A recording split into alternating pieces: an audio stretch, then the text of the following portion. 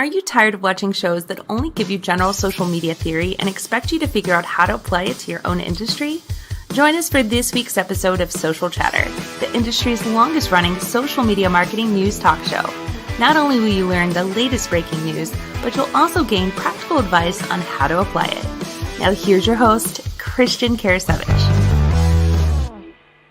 Welcome everyone to Social Chatter, your weekly social media marketing news talk show. This is episode 208 with myself, Phil Gerbershak, and guest Christine Gritmon. We've got some fantastic topics we want to talk to you about this week.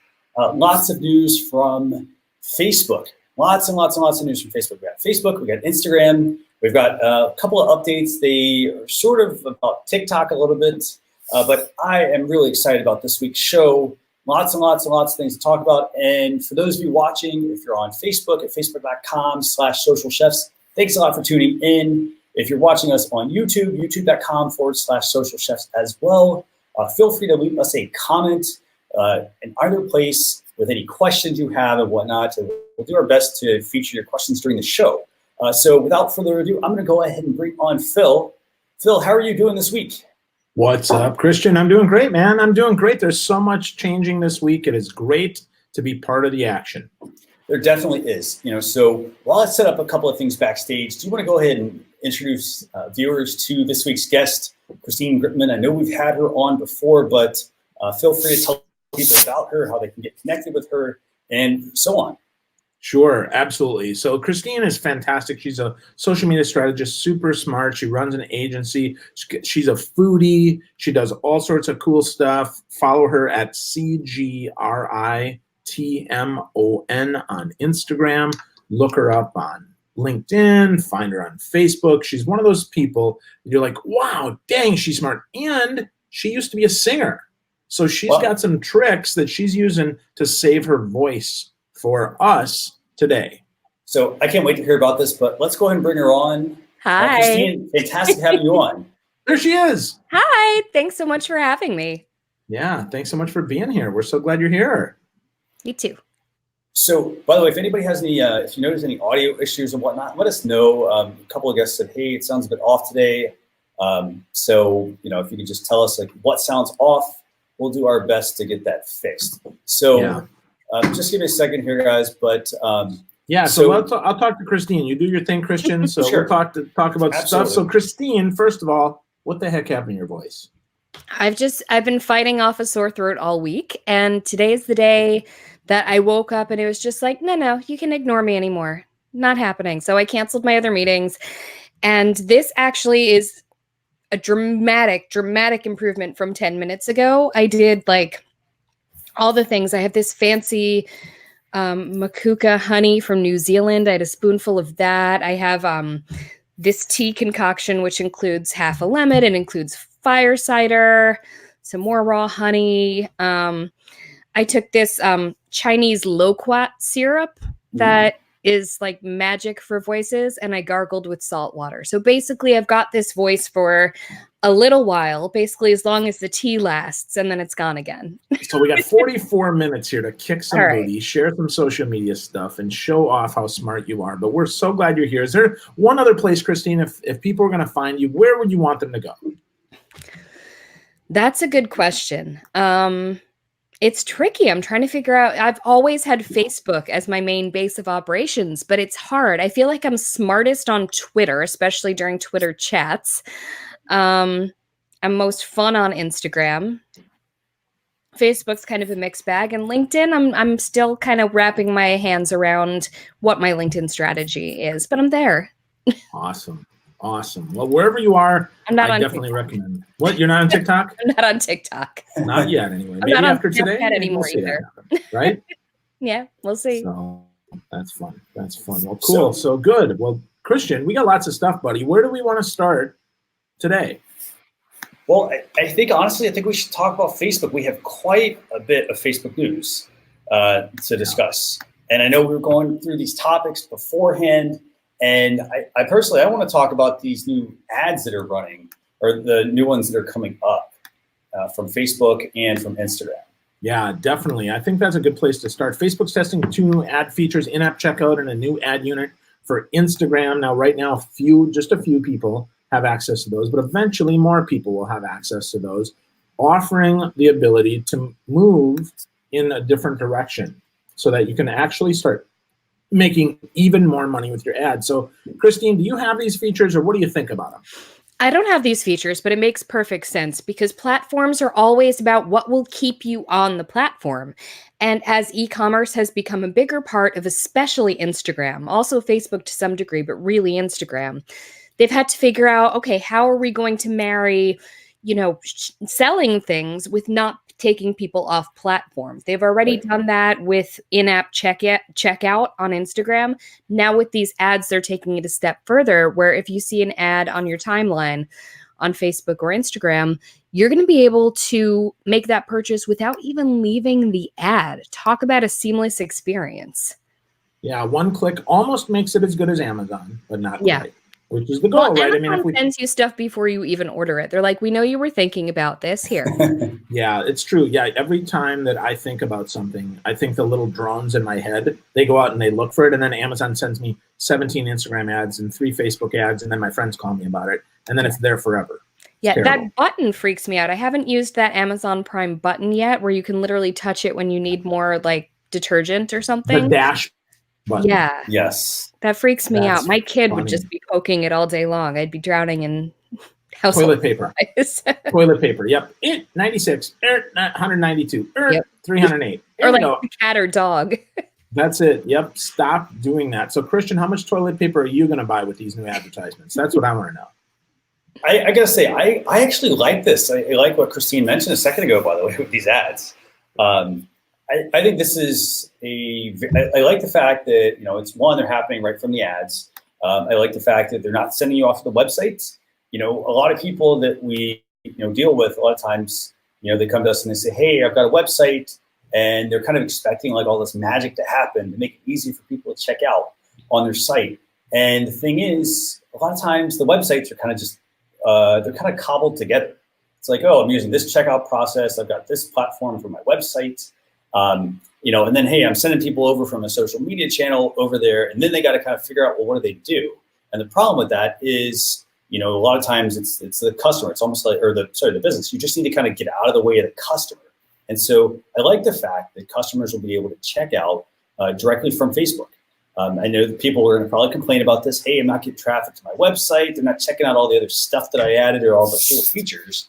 But again, it's also about getting your customer to the finish line, getting them to checkout as easiest as possible. Yeah, you don't have abandoned carts because there is no cart because they're just buying it. And another very smart thing is that, as you mentioned, people with their websites, they're cobbling together all these different plugins, all these different functionalities. Yeah. It's very smart for Facebook and Instagram to do this because people don't want to deal with a million different plugins.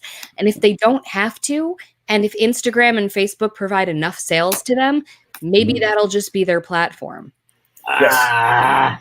I hate that. I hate hearing that, but I think you're right, Christine. And taking over the world. Well, that's the thing, right? The Amazonification, the Facebookification of the world. The challenge is, as they make their commerce better, it makes the opportunities that we have on our own less, which makes us more dependent on these platforms. So I don't know that I like that, but I understand that I want to sell more. And if I want to sell more, I need to play on the platforms that people are at, right? I mean, I may not like the fact that I have to go to downtown in order to set up my shop, but if that's what's going to get me paid, I can still live in the country and it'll still work. Yeah. And, and overall, I mean, I think it's a good thing. I mean, it's one thing that people have to get over the fact that, like, hey, I'm not getting them to my website. But as you both mentioned, I mean, a lot of people, like, do they update their WordPress plugins, for example, or whatever the platform is they're using? No, chances are they don't keep up with that. They go in and they have 150 updates to make because it's not something, they don't want to spend the time managing their website. They basically are managing their business versus actually running their business. So I think this is a really good move. And the retargeting. The retargeting is going to be insane. Yes. Well, hold on. So that's the question. If they never go to your website, how do you retarget? A platform. Okay, but what if I've got a different product? And they clicked on that teapot there, and what they really want is toilet paper. is that the same customer? Right. So that's my thought. I don't know. Everybody uses toilet paper. I do not. I've got socks. Poops. Christine, I buy socks. I've got 12 pairs at a time. It takes me 2 weeks. You've got an Amazon dash button for socks. I do, yeah. Yep, there's poop socks. But they're really good, though. They're really nice. They're Social Chefs branded. You can go to, no, I'm just kidding. You cannot buy Social Chefs poop socks yet. We'll be working on that for future e-commerce that we'll be testing on the Facebook platform with one-click checkout to shop now right from these new ads. Nice. What do you think, Christian? We'll have to talk about that one after the show. All right. Someone has to study whim purchases made from being on your smartphone on the toilet. I know for a fact that Pinterest has seen that their traffic is strong in the wee hours of the night when people should be sleeping. So I think that this is actually going to be an especially good thing. This in-ad checkout is going to be especially good for like those whim purchases late at night or something like that. Mm-hmm. You know, when you kind of go on an Amazon binge, now you'll just be on Facebook already, be on Instagram already. There it is. They're taking advantage of the fact that a lot of times people are using their smartphones when they're kind of just messing around. Yeah. Social Chef poop socks coming at you very soon for those whim purchases. Good call. Yeah. So on one side, we have the fact that it's easier for people to be able to check out with, Facebook in-app checkout ads. Again, this is a feature that's being tested. Now, on the flip side, we've got an Instagram ad that they're testing out, and this is the ability to create Instagram organic shopping post ads. There's not a whole lot to this overall, but I like that the customer and the business both have a win-win situation here. What do you guys think about this? I think it makes sense that it follows right on the heels of Instagram's announcement just a couple months ago that now brands who work with influencers are going to be able to turn influencer posts into brand ads. I think this just takes that another step further. I mean, it's different because this is people who are selling stuff being able to create ads as selling their own stuff. But it's similar in terms of the trajectory of you can do this stuff organically. Why can't you turn something that's working organically into an ad? They really want that because obviously, I mean, if you're using a free product, you are the product, right? So this is a fantastic way for people to actually monetize these platforms and use them more and possibly, as I said with the ad thing, possibly put all their eggs in this Instagram and Facebook basket. It's conceivable that you can now do business without a website at all. Yeah, you're right. You're right, but I hate it. Drop shipping, yeah. Yeah, so I hate it, right? So that's the death of the local commerce, though. That's the challenge here. So keep in mind, 20 years ago, you'd be like, wait, you can do business without a storefront? What? How? Catalogs? But yeah, I totally hear you, right? The challenge is, again, for the craft maker among us, the person who is one unit at a time selling. This is hard, right? So I've got a friend of mine who runs Cool Joyce. She's got the most amazing pottery that she throws. She doesn't have 50 of them. No. She makes 10 or 12. So, that's the thing, right? At Cool Joy Studios, you might only get one of those. So do you run an ad? Do you give Facebook 30% of your revenue? Because that's what the ad is, right? I mean, ultimately. It's different. I feel like this type of automatic checkout is for people with inventory. I think someone who's making things by unit needs to stick to the old school way of saying, here's my stuff, DM me for inquiries, DM me for commissions. I think this isn't for them.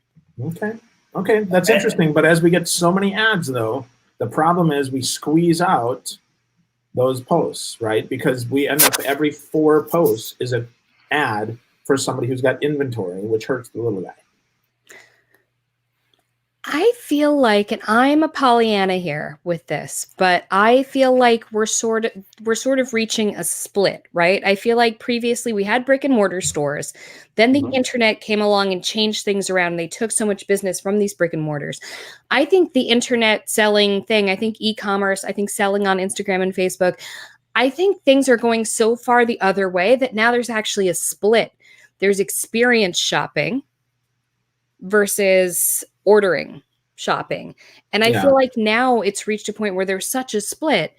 that it's possible that this end, the experience shopping, the little guys, the brick and mortar, I feel like that maybe has an opportunity to grow because it has become such a different thing from something that you would order from, say, Amazon. I feel like I want to go to either Amazon or a mom and pop. And I feel like it's the in-between stuff that's really kind of getting lost. Where is that, though? Where do you go for that in-between stuff, Christine? I mean, if Facebook was, if Instagram was, right, if Amazon kind of clearly is not, because they're the 800 million pound gorilla, not just the 800 pound gorilla, where is that other place? I mean, is that a TikTok? I mean, where do we go that we're not going to get squeezed out by somebody with 1,000 units of the same crap?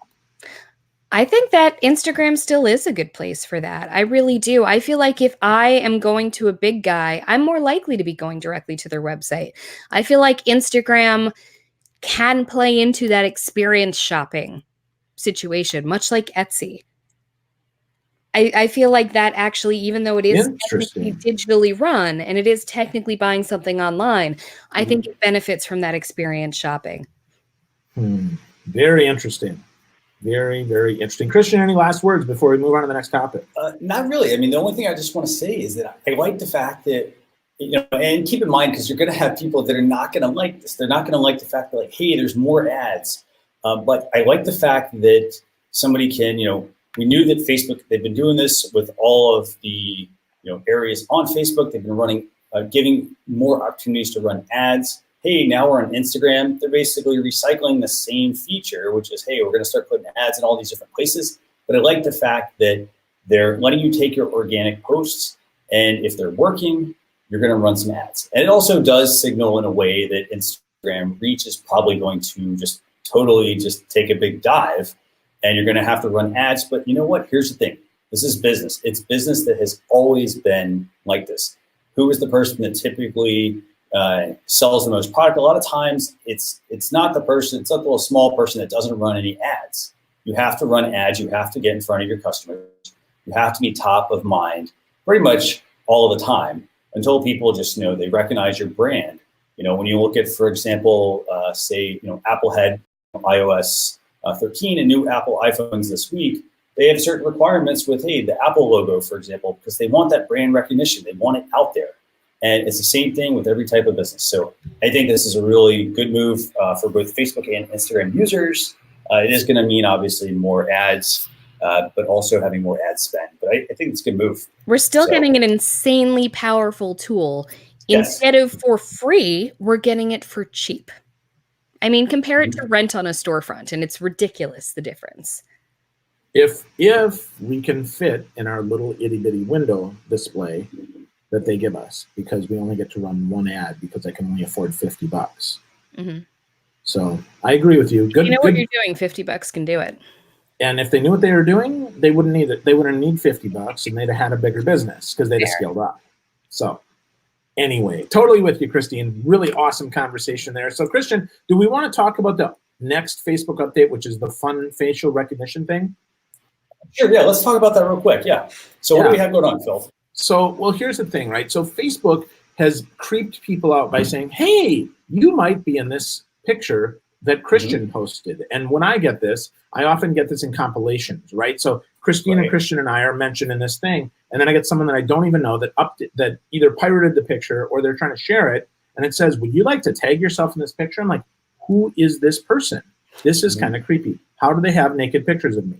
I'm just wondering, right? And so thankfully they're not naked, because all of you would run away and you'd never watch the show again. They hid a camera in your poop sock. That's called an Easter egg. Right? So but that's what it is, right? So they turn this off now by default, and actually do not even suggest it, which is fascinating to me, because for me, I want to know every time that somebody's using my image, because from a branding perspective, I want to know, is that a picture of me back when I was fat, or is that a picture of me now? That's what I want to know. I don't know. Do I look fat in these glasses? Do I look fat, Christine? That's what I want to know. Let me look. No, but the lighting's bad. It's really hard to tell. Crap. I gotta say, I mean, I totally see where you're coming from, Phil. Like, there's two different ways that this whole facial recognition thing can work. I mean, if you turn it off, for example, if you're a new user, for example, or you don't actually respond to the notification, Facebook's going to turn it off. which means, hey, I can't actually then keep track of my brand. Who's sharing photos, who's sharing videos. I think that's a brilliant point actually to bring up.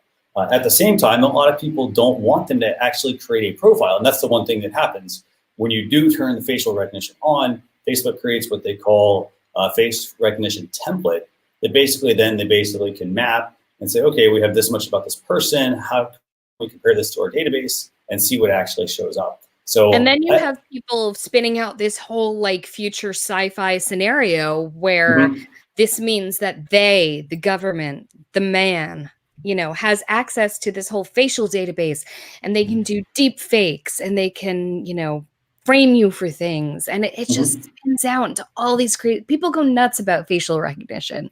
It's pretty hardcore. No, you're absolutely right. They basically, people spin things up. They spin it up from like, hey, I saw this in a movie, and that's kind of the direction I think people probably trend. But I think at the same time, from a business perspective, like, how do you guys think this will impact the business? What can they do to kind of get around this? If, for example, if people are turning off facial recognition and they can't get photos, that will automatically tell them who to tag.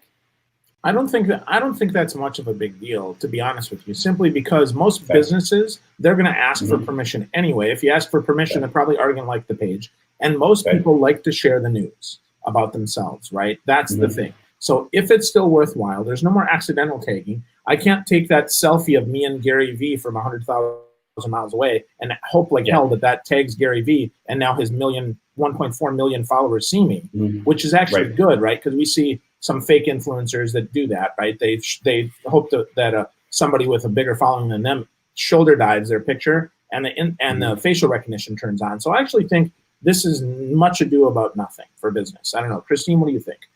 We didn't have this until recently. I feel like, oh no, what do we do when we don't have this? We do what we had been doing the whole time. So it's interesting because the announcement was strangely worded.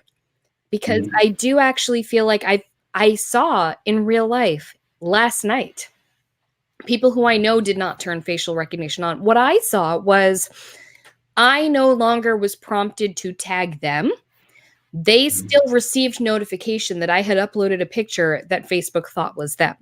So they sent me requests to tag my pictures. And these are people who would not have turned it on by choice. So I'm not entirely sure that it means what we think it means in terms of being off. I mean, you can turn it off. I don't know. I was confused by the wording of the announcement. Oh, come on. Facebook is always so clear in what they say. I know. But to get back to the initial question, which is how do I think it'll go? I feel like people weren't used to this feature enough. I feel like I still had people being surprised when they saw this feature. I don't feel like it was known enough or was with us long enough for its absence to really have any effect whatsoever, except perhaps making some people feel more comfortable who were freaked out by the facial recognition to begin with. Totally agree. Good point. Christian, what are you thinking? One thing that, to me, that really kind of surprises me a little bit about this is that I talked earlier, just a couple minutes ago, about, it creates a template. And I like the fact that, like, if a user doesn't do anything, if they don't respond to the notification that's going to now appear, or they're a new user and this feature's turned off, I kind of wish that Facebook would almost hit that reset button and then say, hey, you know what, we're going to take all the facial recognition that we've previously had and turn it off, and now allow people to turn it on, turn it off, do what they want, versus, hey, you have profiles on people that may not, they have no clue about this and how it works. I kind of wish we hit the reset button. But overall, I mean, again, facial recognition, I mean, there's no way you can really get around this stuff. Do you either decide, hey, do I go all in and allow it? Because obviously there are benefits, if people can automatically tag me and all that sort of stuff, or do I completely just shut it off, don't ever use it? You're going to have to. Well, it's in or off, right? That's the challenge, right? It's 1 or 0. And so from a binary perspective, most people are going to turn it off because they don't know what it means. And then they're going to complain because they don't get the personalization. Oh, but it's not just on or off. I think that there is a medium where it's friends. I think you can have it so but that's right. No, but that's still off though. Just your friends, right? That means that the businesses now can't customize ads. True. Which now, I mean, to me, that's off, right? I mean, yeah, my friends, okay, that's great. But most people actually want to do some sort of commerce online. I mean, I love targeted ads. Mm-hmm. I say this all good. the time, right? When they're good, I want that ad. I want to see that. Now, do I like the fact that I always spend money on these ads? No, I do not. But that being said, I'd much rather that than them show me some advertisement for ladies' undergarments. Yeah. Because I'm a dude, and the only place I'd wear those is on my head, right? So, because they keep my ears warm. Now that I live in Florida, I don't need ear warmers. So, I'm just saying, right? So that's a change, and I think that's very, very interesting. Lots of opportunities here for facial recognition. Folks, read the terms of service. Read what this pops up and says. Determine it and understand. If you're confused, we likely are going to figure it out. So we'll share that with you. And if you want to make sure you get caught up on stuff like that, you want to make sure that you sign up for our daily newsletter. If you go to socialchefs.com/daily, you can get this stuff squared away so you can actually get your arms around this instead of being confused. Again, that's socialchefs.com/daily. Christian sends out this email every day, and it gives you great information you can check out. Again, socialchefs.com/daily so you can understand what this means to you and to your business. And by the way, I know, we talked about facial recognition and we talked about some Facebook in-app checkout ads. I know some of the things we didn't discuss about Facebook. We've got some location sharing that is a new feature, as well as some additional Facebook updates. So, Phil, where do you want to go now? So, lots of places we could go. Yeah. Let's move over. Let's move over to Instagram, where they're ripping off TikTok. Yes. Imitation is always the most sincerest form of flattery, and this is no different. Instagram is working on a new tool that looks like a clone of the feature that made TikTok so successful. This is, again, one reason why you get early on a platform, you test it out, you see how it might work for you, and then you wait for the other platforms to catch up and steal it. So, Christine, are you stealing this, or are you already a TikTok queen? Ha!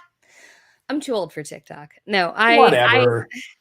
I have not touched TikTok, and I also have left Snapchat behind. I just feel like I'm okay being the late adapter. I'm okay seeing the cream that rises to the top. I mean, it took a little while for me to even get into Instagram stories, and I'm still sort of slowly getting there.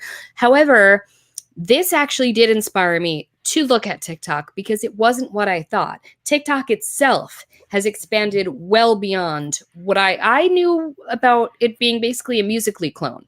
Okay. So tell viewers, by the way, what did you think TikTok was? Just so maybe they have the same misconception of it. Just like fun little lip sync videos. I didn't realize that the multi-video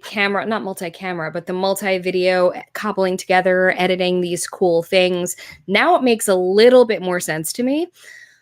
Part of me is a little get off my lawn. I like Instagram stories the way they are. Why do we have to add? The simplicity is part of the appeal of Instagram stories. Why do we have to complicate it with this TikTok clone? And the answer, as with all things, is you don't have to.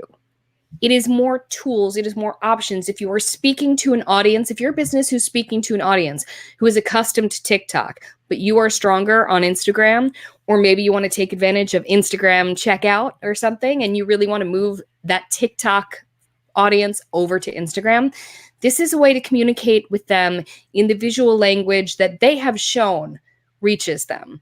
So I feel like, if you're someone who doesn't love these new changes, you don't have to use them. That's the nice thing about additional features as opposed to changes in how something works. This is not changing how Instagram works.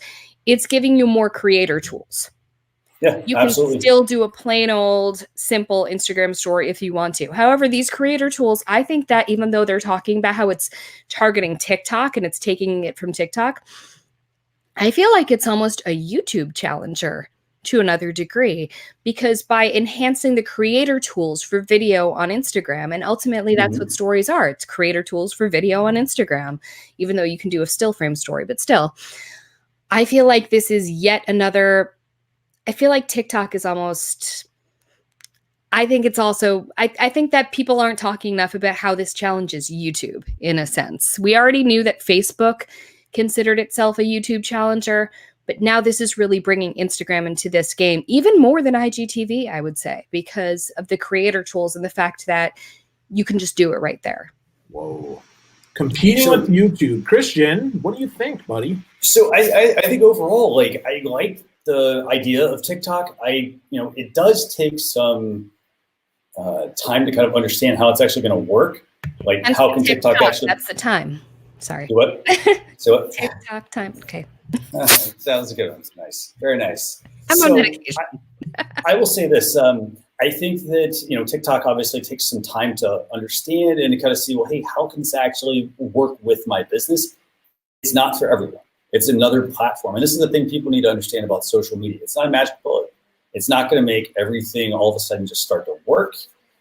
You do need to figure out which platform is the right one to be on. Where does your audience spend your time? If your audience, for example, you can send a very simple Google form. You go to google.com/forms and send a very simple survey out to them, or use, say, the polling feature on Instagram or Facebook and ask them, hey, where do you spend the most time at?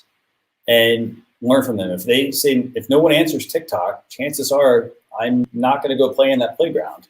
That's not where I need to spend my time. I think overall, this actually reminds me of the other Facebook fan reply stickers feature that we didn't actually talk about today. And the reason I think this is very similar to this is, and it's funny, you're mentioning YouTube, I think it's more like fan replies, is that it encourages, engagement. It encourages, letting people actually kind of feel like they're part of something. So I don't like the fact that Instagram is copying all of these features, but at the same time, you can't. You don't like that? I think that's fantastic. I think imitation is the best way to go.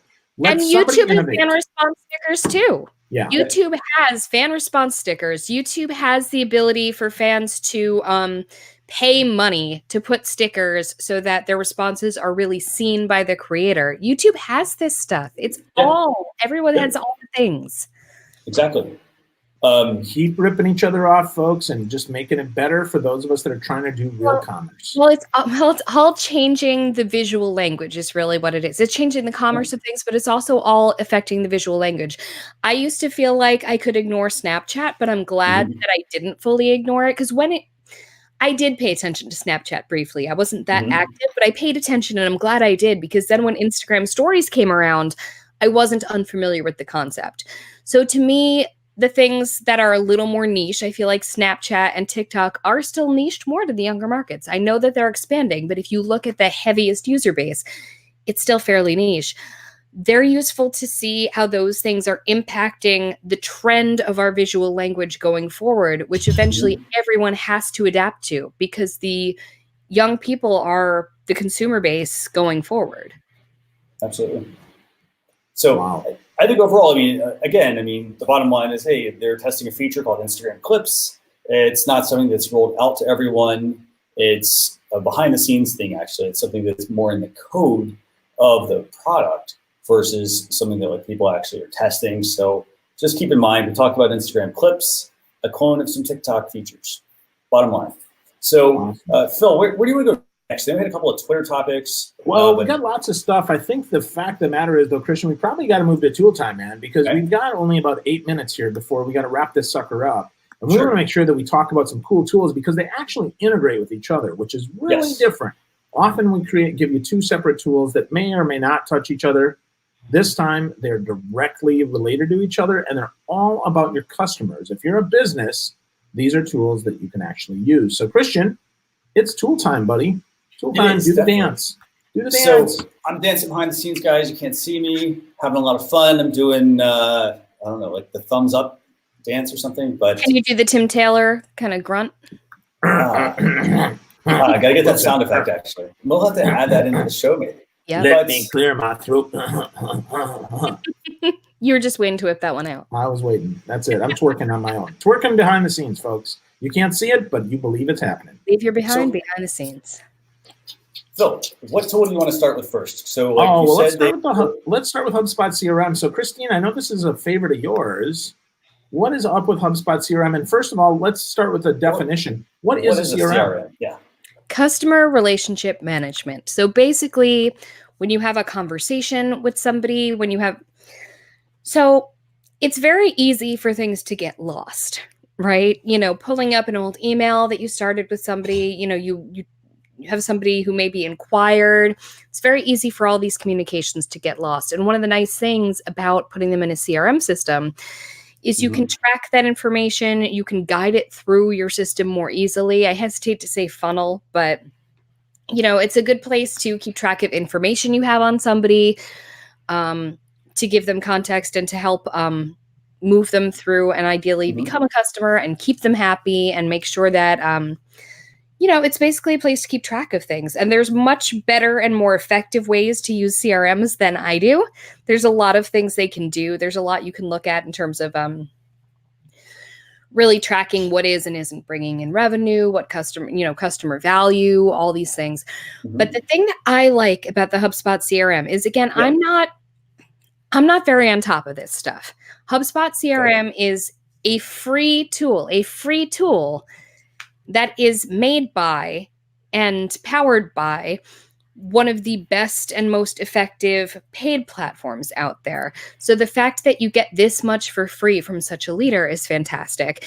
And what I really like is that it integrates. I don't know if it was a Chrome plugin or if it's a Gmail thing or what, but I know that when I don't even have to remember to use it, because it will ask me if I want to include an email conversation in my HubSpot CRM, and I'll do that, and it'll be great. QuickBooks also, I'm not sure if that integrates with HubSpot or if it integrates with my Gmail, but whatever it is, I feel like I have this whole relationship tracked on my CRM and I can see it. And the reason I like the HubSpot one is because I don't have to think about it. And there are much more powerful ways to use it. If I decided that I was going to actually pay attention and pull my stuff together and use it properly, the amount of power it has for free is insane. And if I did grow exponentially and decided that I wanted a paid platform, there's so much growth opportunity there because it's HubSpot and they can go huge.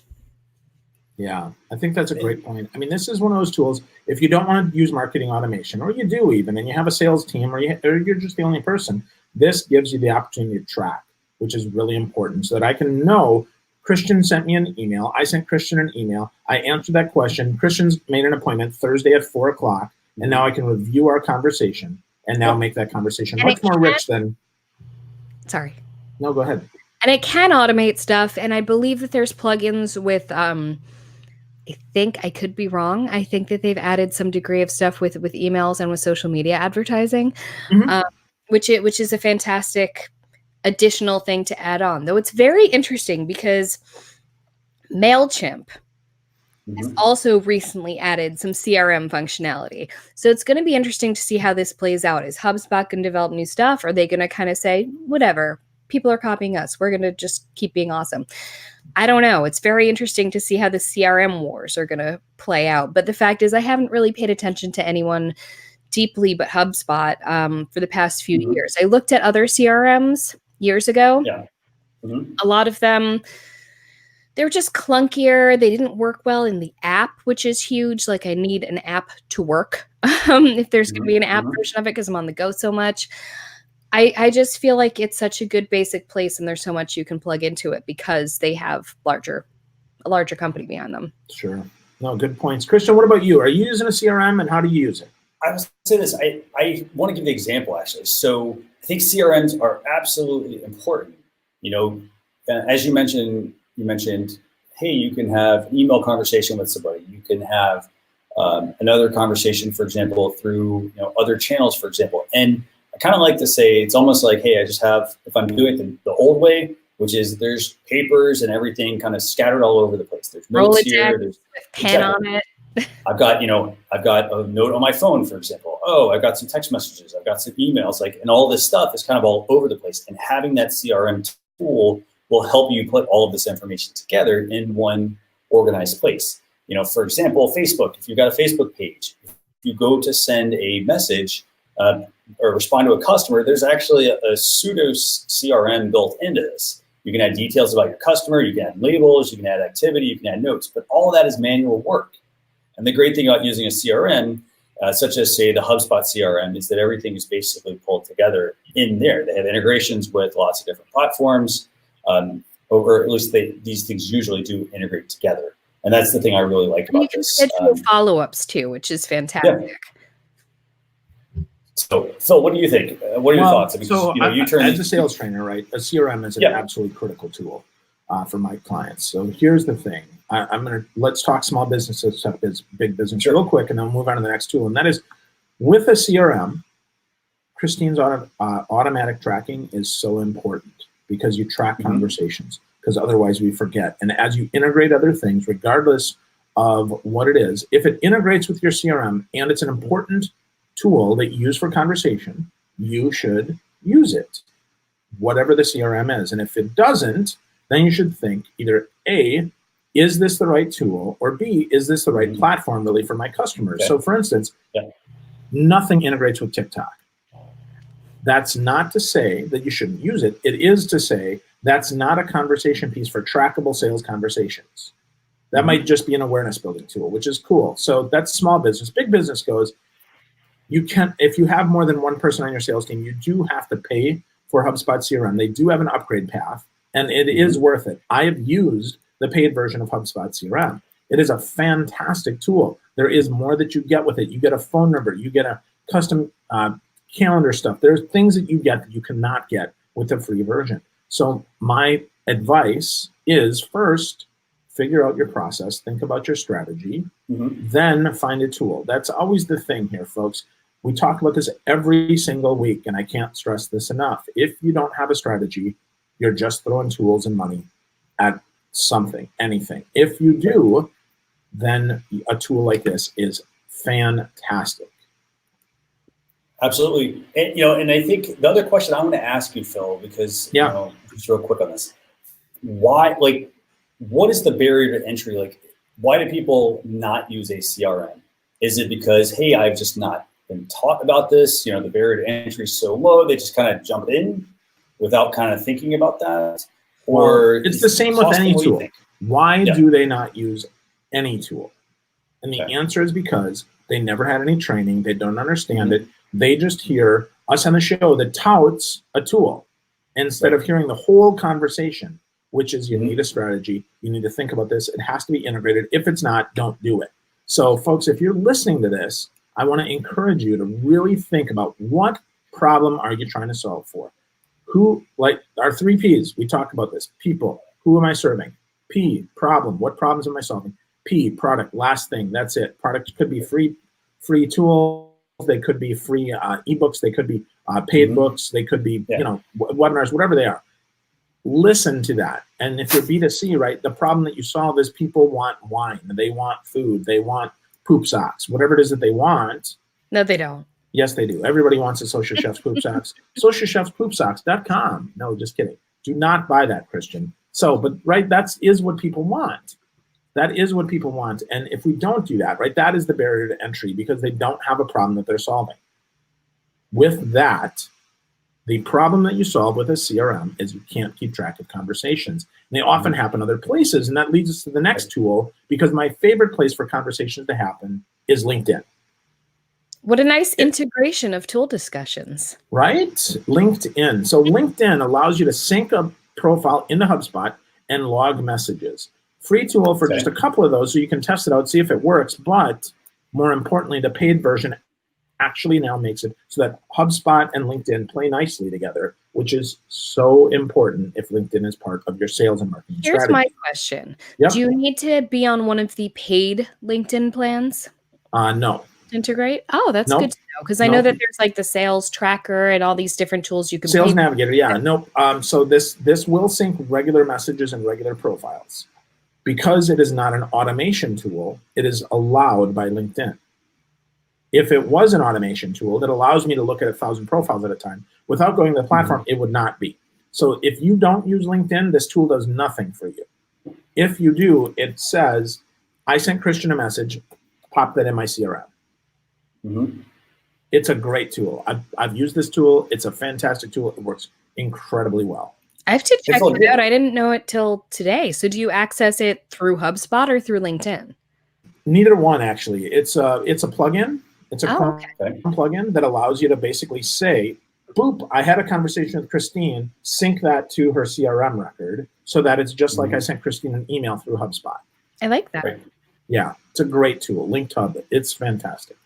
So what's the cost of this one real quick, by the way? So it depends, right? Depends how much you need to use it. Of course, they've got an all-you-can-eat version. They've got a bunch of different versions of this. Okay. So it depends. My answer to that is take a look, see what you see there, and see how much you need, right? See how much you need and test it out. Again, test it out. Don't freak out. Test it out. See how it works for you. See, and do a couple. Just do a couple, right? You don't have to do every single stinking contact. In fact, you wouldn't. Mm-hmm. Right. Once they're more than just a suspect, you would then want to integrate. So do you manually add them? Do you manually add them? Yep, you manually click. Automatically include them. Nope. Which is actually a wonderful thing, because where I get stuck on social is I add everybody. I've got 13,000 connections here. I got 19,000 and you don't want them all in your CRM. And I don't want them all in my CRM. Makes sense. And again, this goes back to kind of the having paper everywhere type thing. Like, you can have all this paper, all this stuff, all these profiles about people everywhere. And if you bring them all together, great, you just end up with the big stack. But you only want the ones that you want to focus on. So it's basically, and I think, Christine, you kind of talked about this at the beginning, which was you didn't really want to call it a funnel in a way, but you want to take people from the top of that funnel and move them down, but you don't want everybody to go through. So you want to have some friction along the way to get people to the bottom of that funnel, basically. I mean, my funnel really has a lot of holes in it. Just because of follow-up, of kind of letting things go. And so the CRM helps plug up some of those holes. And I think that this integration with LinkedIn could help plug up even more of them, because LinkedIn is those fall right through the holes. Because if I'm tracking things somewhere else, and plus LinkedIn has so much garbage going on now, where half of my private messages are people just automatically trying to sell stuff to me. So this probably really helps with saying, okay, what do I want to pay attention to on LinkedIn, and how can I integrate that into my existing process and make sure that this doesn't fall through the hole in my funnel, like That's the bad, not the good. Absolutely right. Absolutely right. So that does it for the tools and the topics, by the way, for this week. I want to thank Phil for taking the time to actually suggest these tools. He and I were talking about tools, like what can we actually suggest? And we were trying to come up with ones that really paired, that went well together, that were complementary. Peanut butter jelly time, peanut butter. Thank you very much for sharing that. Yes. All right. So, cool. And I got to run. Christian, you wrap Phil's up. Going to run. I got to go. Yes, we're going to wrap up. See you later, Phil. So I want to thank everybody, by the way, for joining us. But Christine, what's the best way? And hopefully you still have your voice. But what's the best way for people to get in touch with you? I know we talked about this at the beginning, but where should they visit?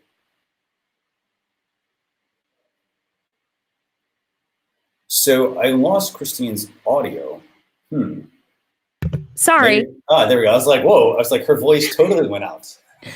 I'm surprised I didn't mess that up earlier, because I was muting when I took drinks and coughed and all these things. But I'm the only Christine Gritmon spelled this way, which is very handy. So I'm christine.gritmon.com or just gritmon.com. I'm Christine Gritmon Inc. on Facebook. Incorporated, not like, Inc. And I'm C. Gritmon. I'm kind of regretting that. I should have gone with the whole name, but I'm C. Gritmon on Instagram and Twitter. And I'm Christine Gritmon and Christine Gritmon Inc. on LinkedIn. And as we discussed, I'm not on TikTok. So lots of places to connect with you. I'd probably say maybe start with your website, because on your website, they can learn more about what you do, but also find all of your social profiles. And that's the thing. I talked about this, I think it was last week. There's a tool called Noam that will basically let you see which social media channels have that username available. We talked about that last week. So be sure you check out episode 207 if you want to check out that tool. But Christine, fantastic having you on. Always a pleasure. And just thanks for bringing your insight and just your social smarts to the show for viewers. Thanks for having me. Very, very. One thing I just realized I really should mention is that similar to this, I do a really quick rundown of the social media headlines of the week on Wednesday, Midweek Minute. It's a 1-minute video. I do a live that afternoon where on LinkedIn where I try to sort of explain it a little more like this show, but this show does it better. But I do have my little 1 minute thing, and it could be a nice kind of prep. If people want to check out the midweek minute, then they're more in the know before they come watch Social Chefs. Definitely. So we'll be sure to have you share that, by the way, in the comments of this show. But I want to thank everybody, by the way, for tuning in, for leaving a comment. Thanks a lot to Barb Tomlin as well for helping me with my audio. We'll be back in the studio next week at 11 a.m. Eastern Standard Time. We're going to have Desiree Martinez on. Oh, I love We're going to have Jim Fuse. He's going to be co-hosting with me next week. Christine, anything, any thoughts on, or any feedback on Desiree, like that you want to share with viewers? Like what's she known for? I'm sorry. I'm sorry for putting you on the spot. I was not prepared for that. I just know that she's fabulous and that she's a giver. She contributes to the social media community a lot. Mm-hmm. And so she's going to be a fantastic person to come on and help explain to people how this news is something that they can use to improve their own businesses online. Fantastic. So we're going to have her on next week at 11 a.m. Eastern Standard Time, facebook.com/social chefs. youtube.com/social chefs. And also be sure, if you're not connected with me on, say, Facebook, be sure you check that out as well. We've been pushing out some new things to Facebook stories. Hopefully you guys like those. We'd love some feedback on that. But I want to thank everybody for tuning in. Christine, thanks a lot for also just spending just an hour of your time this week with us. Hope you get your voice back, go and rested. Have a good rest of the weekend. And we'll send a blog post recap out tomorrow, everyone, with some of the topics we didn't get to, as well as the video and a link to the Alexa Flash briefing as well, for those of you who use your Alexa devices. So thanks a lot for tuning in, and we'll see y'all later. Thanks. Bye.